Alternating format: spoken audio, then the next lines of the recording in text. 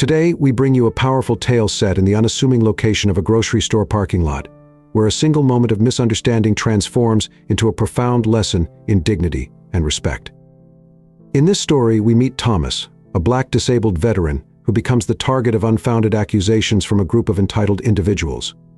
But what begins as a confrontation soon takes an unexpected turn that will leave you reflecting on the dangers of judgment and the quiet power of resilience. It was a bright, cloudless afternoon as Thomas Thompson pulled into the crowded parking lot of his local grocery store in his dark gray sedan, with a veteran's emblem and handicap placard proudly displayed. Thomas parked in a designated disabled spot close to the store's entrance. A faint pang of phantom pain reminded him why he was there to pick up his prescriptions, the necessary tools for managing pain and maintaining his mobility. Since losing his right leg in the line of duty, Thomas's days had become a disciplined dance of resilience since returning from overseas.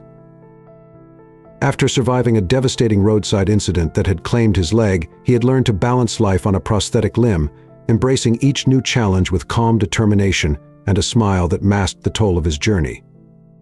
Though he preferred to keep to himself, parking close to the entrance helped him navigate crowded spaces with a bit more ease. But today, as Thomas opened his car door and carefully maneuvered out with his cane, he felt a prickling sense of unease. Just a few spaces away, a group of 4 people, laughing and chatting, stopped abruptly as their attention shifted toward him. They were well-dressed, each clutching an iced coffee, and exchanged looks that quickly soured with disdain. "Look at this guy," muttered a tall man in sunglasses, loud enough for Thomas to overhear. Faking a disability just to snag a close parking spot, the words hit Thomas with an all-too-familiar sting, but he fought to brush it off. His years in the military had taught him restraint, and he had learned to steel himself against judgment, especially when it came from strangers who saw only what they wanted to believe.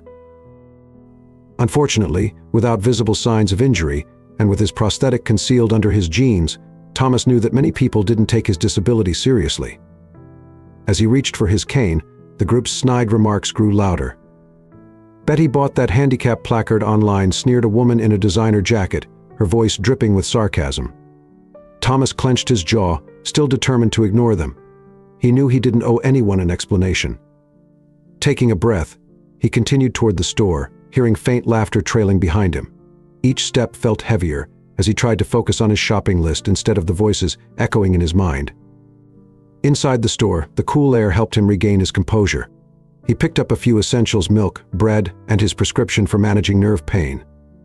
By the time he reached the pharmacy counter, the hostile encounter had faded slightly in his mind, replaced by a sense of relief. But little did he know, this was only the beginning. After checking out, Thomas made his way back to the car, his spirits lifted by thoughts of returning home and escaping the unwelcome confrontation from earlier. But as he reached his vehicle, his heart sank. Splotches of eggs and broken eggshells covered his windshield, the hood, and even the side mirrors. His car, a source of independence and pride, was now a mess. Across the parking lot, Thomas's stomach twisted as he spotted the same group from earlier, laughing loudly and pointing at the damage. They made no attempt to hide their actions, seemingly emboldened by their numbers and their assumptions. One of them, the tall man from before, stepped forward, a smirk plastered on his face. "Hey, old man, looks like you've got some car trouble. Maybe you shouldn't park in spots reserved for people who actually need it." Thomas gripped his cane, feeling a surge of anger rise within him. He walked toward the group, his steps measured, each one echoing against the concrete. His military training, his years of discipline, all fought against the urge to retaliate. Instead, he spoke calmly, though his voice was tinged with hurt. "Why would you do this?" he asked, his tone steady but firm. The woman in the designer jacket shrugged, sipping her iced coffee. "Because you're a fraud," she scoffed.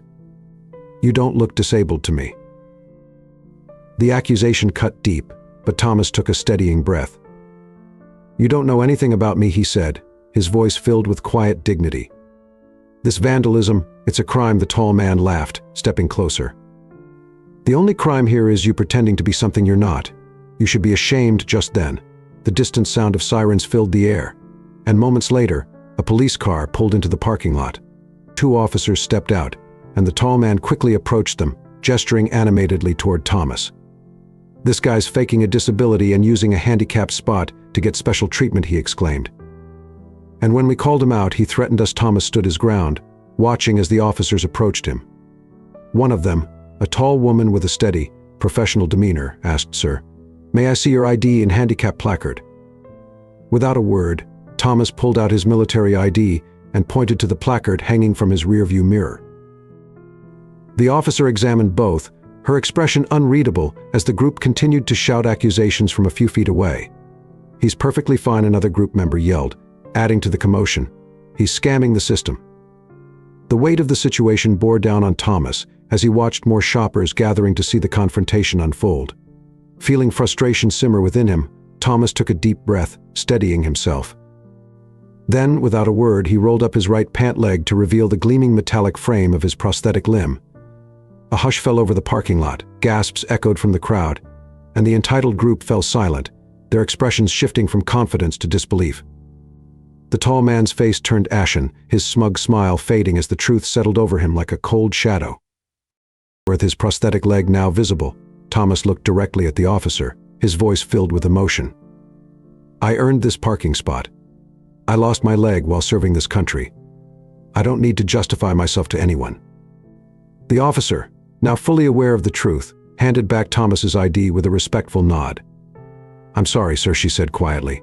"We had no idea." For a long moment, Thomas remained silent, processing the injustice of what he had just endured.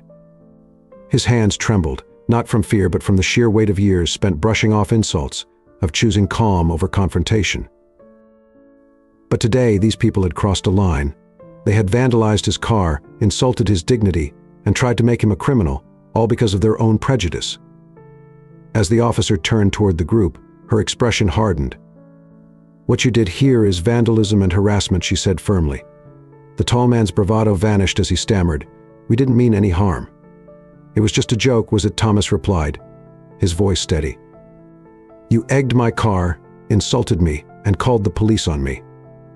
"You meant every word." The officer motioned for backup, and within moments, another police car arrived. The group, now visibly shaken, watched as the officer read them their rights. "You'll need to come to the station for questioning," she informed them, her tone leaving no room for debate. As the group was led away, a quiet murmur spread through the gathered onlookers. People began to step forward, some with looks of apology, others with offers to help clean the mess left on Thomas's car. A middle-aged man with a package of paper towels extended them to Thomas with a soft, "Here, let's clean this up." Surprised but grateful, Thomas accepted the gesture. "Thank you," he said softly. As more people came forward to assist, helping him wipe away the remnants of eggshells and yolk from his car's windows and mirrors, a woman who had been watching from a distance walked over, her eyes misty with emotion. "I'm so sorry you had to go through that," she said, her voice shaking. It wasn't right. One by one, the crowd pitched in, their actions an unspoken apology for what he had endured. Finally, as the last of the mess was cleared, the officer who had initially approached Thomas returned. She handed him a small envelope, a business card inside. "There's a car wash down the road," she said. "Please let me cover it for you." "It's the least I can do." Thomas hesitated, then nodded. "Thank you," he replied, his voice filled with a mixture of exhaustion and gratitude. As he drove away from the grocery store, Thomas felt the tension of the day begin to dissolve, replaced by a quiet sense of validation. His anger had subsided, but a sense of relief remained.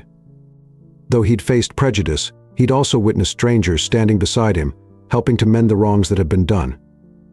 Later that night, as Thomas sat with his wife, Camille, watching the evening news, he was stunned to see a video of the incident being broadcast. A bystander's footage had gone viral, sparking conversations nationwide. The grocery store owner even made a public statement condemning the group's actions and pledging a $10,000 donation in Thomas's name to a veterans charity.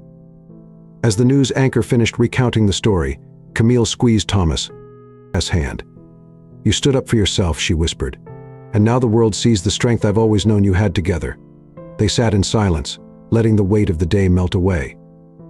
In the face of prejudice, Thomas had chosen dignity and courage, and through his quiet strength, he had inspired a community to recognize their own humanity. As he looked out the window into the night, Thomas knew that the world was still full of kindness, and that perhaps, after everything, things were going to be okay. Thank you for joining us on this journey.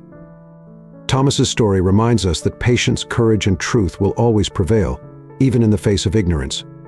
We hope this tale of quiet strength has left you feeling inspired to stand tall and never let others define your worth.